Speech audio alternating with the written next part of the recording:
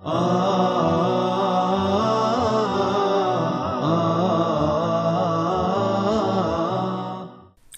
alaikum, welcome my third secondary students for the second semester for English Dروس online. Today we have a revision, and it means that we're going to remember what we've done for unit 1 and 2. So today we will learn 1, how to write an essay expressing our opinion, 2, how to use an appropriate phrases in writing an essay. So mostly it's writing and reading and speaking. So let's start up with some warm-up. So do you speak on the phone a lot? Who to, and what do you usually talk about? Many people, we find them every day. Some people really talk just for nothing, and other people talk what it needs, and others really don't talk much, or they talk to answer or to finish their job. So as for the speaking for today, we're going to have an introduction, and we studied this. If we talk to a pair and you have your teacher in the classroom, so you got some photographs on the board, so you look at the photographs and answer the questions below. You can use some of the words and expressions in the boxes. So we have words like landline, outdated, advanced, convenient, commercial or economical, reliable, expensive, health, and hazard. And here's some expressions you start that I believe that people really like to talk on cell phones, because it has an advantage of a wireless service, or it is a mobile service, so you can walk anywhere, you can talk anywhere. And you can say, in my opinion, landlines are more or less they're not practical for us, because you have to stick to the cord. And also you can say, I think that landlines sometimes are more reliable than mobile phone, because mobile phone really can run out of charging, and they need to charge the battery, and if you lose the battery, it means they're not convenient to use when you lose the battery. And also landlines are very economical, and they are actually healthier than using a mobile phone. Some people still talk about radioactive and radiation coming to your body when using cell phones. So you can actually talk a lot about too many things, and we all know that landlines are getting a little bit outdated. Really very fast technological revolution is happening with the cell phones and the smartphones, and we don't know what's going to happen in the future.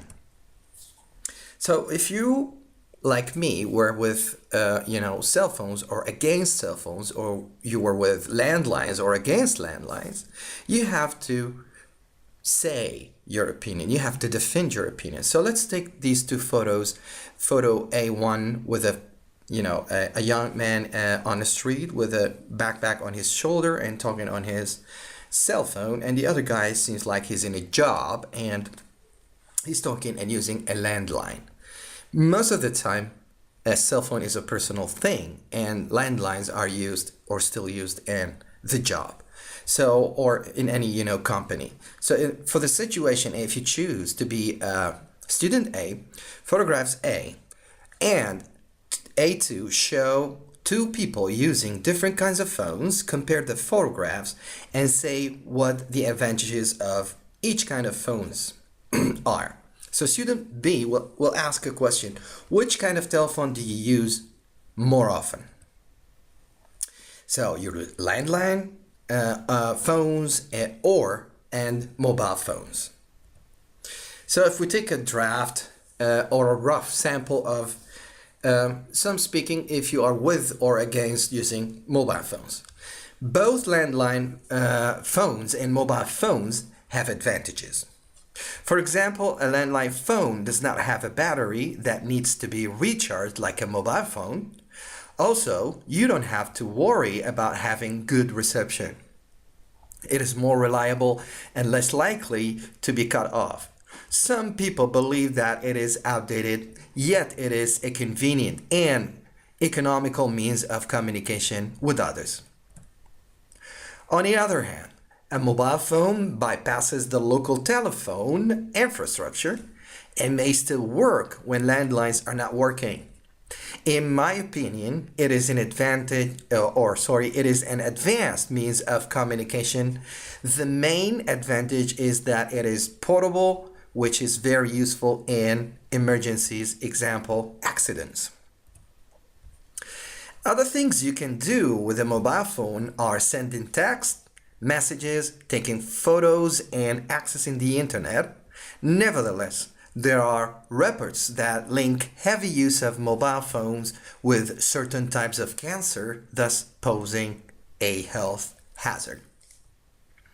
So you see, we're just talking about if you are with this or against that, things that are having advantages and other things don't have advantages, or if you are with this or against that, you must state your opinion. And if you with or against this or that, you will have always to convince your your peer or your writer or your reader about your opinion, and you have to give solid examples to be more convenient in your opinion.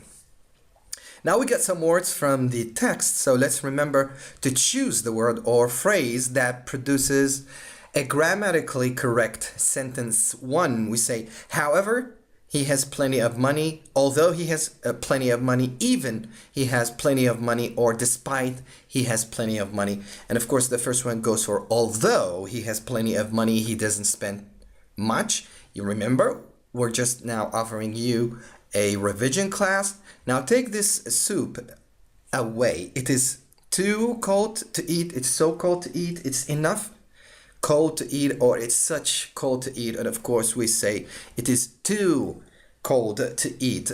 And number three, in case of the fact, or despite of the fact, or in despite of the fact, or in order of the fact, or in spite, of course, in spite of the fact. So now you always state your opinion, and here, in your opinion, what are the advantages of using the internet? Are there any disadvantages? Yes, many things actually, controversial things have advantages and disadvantages everywhere. Of course, the internet is good, and of course, if you overuse it, it's not going to be good. But it's not a trusty, site, because many people can post anything on the internet without, any kind of accreditation or credibility. So you have to be aware. So if you got this, the advantages and the disadvantages of the internet, and your teacher asks you to write a good essay about it, so of course you're going to state your opinion, and you have to pick a side to defend. So let's say that you're with the internet, and you have to say some advantages and disadvantages. Before you start writing, you think about it, you make a draft, and then you start with the introduction, and you do in the introduction for an opinion essay, you introduce the subject of the essay, and then you start, that's the first paragraph, and then you start with the main part of the essay, which is the body, as we call it, maybe 2, 3, 4 paragraphs. For the first paragraph, you choose two main aspects of the issue. You got advantages and disadvantages. And then you group related ideas in 2 paragraphs and support them with justifications or justification and examples. Always, justify and defend your opinion by examples. And finally, for the conclusion, which is the final paragraph, you can summarize your points, and then you state your overall opinion of the issue. So let's put this into order. So you start by saying what the current situation is, or introducing the debate. So you're going to write about this, and many people think about that, and so on. 2, in the second paragraph, talk about the advantages or reasons in favor. Use expressions like, one advantage of using the internet is 1, 2, 3, and another advantage of using the internet is 1, 2, 3. And you give examples always. For 3, in the third paragraph, give the disadvantages now or reasons against this. You can start this contrasting paragraph with on the other hand, or on the other part, or on the other way, or on the contrary, we have disadvantages also for using the internet. And also you give examples here. And for the conclusion, which is number 4, finally summarize the main argument using to sum up, finally to conclude as a conclusion. And then you give your opinion to using expressions like personally, I believe, I think, in my opinion, and then you're done with an opinion essay. Now let's talk about something with teens. Like these guys here are so much obsessed about the internet these days. They cannot live without internet. So you're going to have a sample of the writing about teens and the internet. So let's talk about it. Yesterday, sociologist Dave Kirby announced the results of research she carried out relating to teenagers and the internet. Approximately 10,000 teenagers in the city completed a questionnaire that asked them about the amount of time they spend on the net, as well as how they believe this affects them. The research findings make disturbing reading for us all. The internet may have become an important part of young people's everyday life, but that doesn't mean that it has only advantages. Whether at home or in libraries, younger generations spend a great deal of time on the internet. It is not used wisely. It can do more harm than good. First of all, surfing the internet can sometimes be harmful to their health. This is because using a computer for too many hours can damage their eyes as well as cause backaches. What is more, young people can easily become addicted to the internet and spend hours in front of a screen. As a result, they socialize less with people their age. Moreover, some websites may not be reliable or safe, for instance, because anyone can upload information on the internet, information that is incorrect on purpose or due to lack of research may exist. Apart from that, when searching for information on the internet, a virus from a site may accidentally be downloaded, which may cause serious problems to their computer. In short, although the internet is very useful, it should not be overused. Young people should learn how to use the internet properly. This way they can avoid some of the dangers that come with using the internet. So we're going to read, so that will finish with the writing about the, an opinion essay. Now we're going to read, and after the reading, we have some comprehension questions and a bunch of vocabulary to check if you know them through, if you know their meanings through the context. So let's read. Are you happy? That's a good question.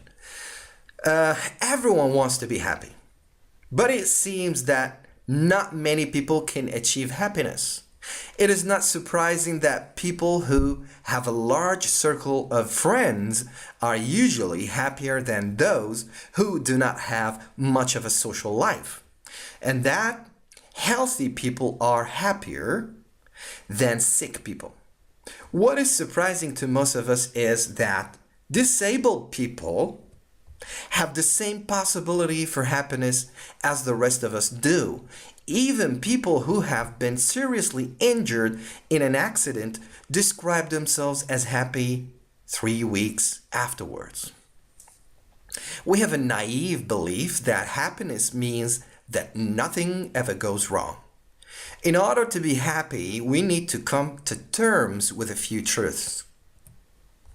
We must learn how to live, contentedly with the negative elements of life rather than attempting to live a life where nothing bad ever happens.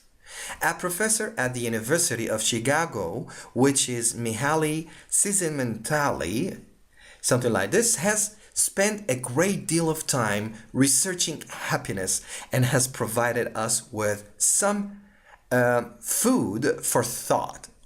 He believes that the key to happiness is something he calls the flow. So the flow is the state you are in when you are doing something that completely absorbs you. It comes when you are pushed right up to the limit of your ability, but not beyond that. People can get a feeling of flow from dangerous sports like mountain climbing or driving fast, but it can also come from less strenuous pursuits like painting or reading a great book. The point is that people do these things because they want to and not because they are looking for some kind of reward. A good measuring stick for those of us who are desperately seeking happiness is asking ourselves, is what I am doing today contributing to the things that are most important in my life? If not, why are you doing it? So we got two words, which is the first one, they were in red and underlined, which is naive. Someone who's naive, and it's an adjective. And number two, we got another word, which is strenuous. What does strenuous mean and what does naive mean in the text? So we have a naive belief, or happiness comes with less strenuous pursuits like painting. So naive doesn't mean firm, unrealistic, well-based. Or number two, strenuous doesn't mean demanding, easy, or common. Let's find for naive, which is a little bit unrealistic mean here. We know naive people without experience or look stupid, we call them sometimes naive. But in the text here, naive belief, it means something unrealistic or something we just believe in without thinking. And for number two, strenuous, it means demanding. And both are adjective, naive and strenuous. Now let's go and check for more questions about the reading, about this, social experiments of Dr. Mihaly. So read the article and choose the correct completion in the following sentences. It is surprising that what? You remember, if we go back to the text, it is surprising that what? Sick people are happy? Disabled people are not generally unhappy, or people with busy social lives are happy. Which one is the best completion to the first sentence in number one? Is it A or B or C? So of course they talked about, many of us think that disabled people or people who got accidents are not happy. No. The search or the research that done by this doctor from Chicago proves that those people who are disabled or got some accidents, after 3 weeks, they start to feel happy. 2, outgoing people are what? Happier than shy ones, more boring than shy ones, or smarter than shy ones? What do you think? According to the text, you remember, outgoing people, those who are open to everything, they have too many friends, are happier than the shy ones. For 3, we can achieve the flow, which is the theory of the doctor from Chicago, which we call it the flow. So we can achieve the flow by doing what? A, dangerous things, by doing what we like, or C, something that will be rewarded, and of course by doing what we like. Number 4, it is better to do things which are illegal. B, contribute to important things in your life, or are silly, and of course you need to do things that can build up your future or contribute to your real life. So we got some essay writing about how to express your opinion, and that's what we have learned today. And 2, we got some expressions to use in the essay, and we got some reading and some discussion about how to state your opinion about something. You got advantages and disadvantages, and that was all. And it was a revision, as you can see. We got, we get some also get some words and got the meanings, and that was a reading skill. And then we scanned for specific information to complete some sentences from the latest reading text. So these are the references for you if you like to check them out. And finally, for more information and lesson, you can visit our website ain.egu.com, and you can follow us on Twitter with ain_egu. And this is the number where you can call for any inquiry or information or updates. So at the end, I would like to thank everybody and hope to see you again. Until then, have a good day and salam alaikum.